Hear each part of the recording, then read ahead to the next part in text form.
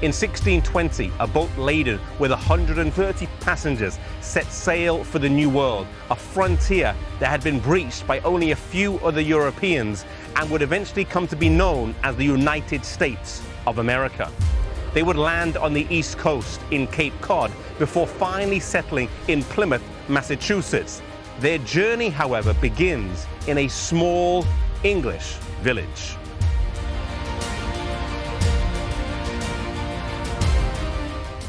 Scrooby lies in Nottinghamshire, and whilst it appears calm and humble, the residents who came from this village over 380 years ago were firm in belief and strong in conviction.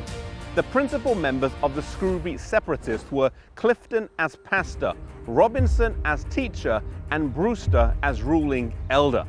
30 residents left Scrooby and headed for the Netherlands, where they joined John Smith, who had previously left England with another group of separatists, though this would not be their permanent home.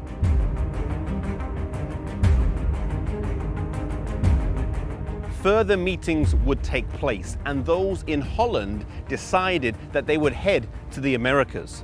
On the English side of the Channel, there were people who were unhappy with the religious restrictions being imposed by the church, and they also decided that England was ceasing to be a habitable place. The Mayflower set sail from this exact spot here on the Thames in Rotherhithe, South London. Above me, the Mayflower pub marks this spot where 53 people set sail for America.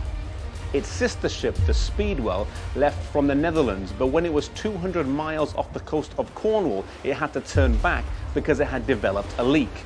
Those on board the Speedwell then disembarked and got on board the Mayflower, swelling its numbers from 53 to 130. 43 of those people on the Mayflower were separatists, Puritans who did not believe in the union of church and state and were unhappy at how the Anglican Church was treating those who disagreed with her.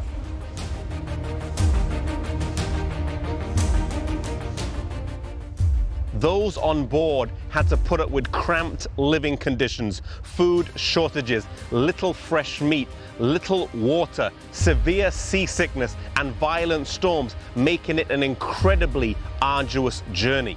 They finally sighted land on the 9th of November 1620 in Cape Cod and would eventually anchor in Provincetown on the 21st of November.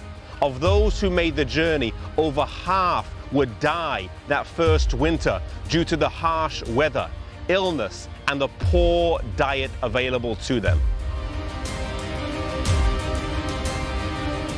Little did these people realize the impact that this journey would have on history and the legacy that they would leave. That in just 150 years, the land that they arrived in would fight and win its independence. And just 200 years past its independence would rank as the most powerful nation in the world. For those on board the ship, I'm sure their actions did not seem so heroic and brave, but history remembers them well.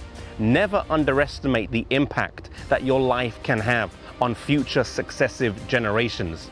The decisions that you make, the sacrifices you endure, and the principles that you live by can have a profound impact on your children, and it can have a profound impact on the successive generations of young people that come after you. Our life that we live, however small they may seem, can have an impact that will be reflected only in eternity.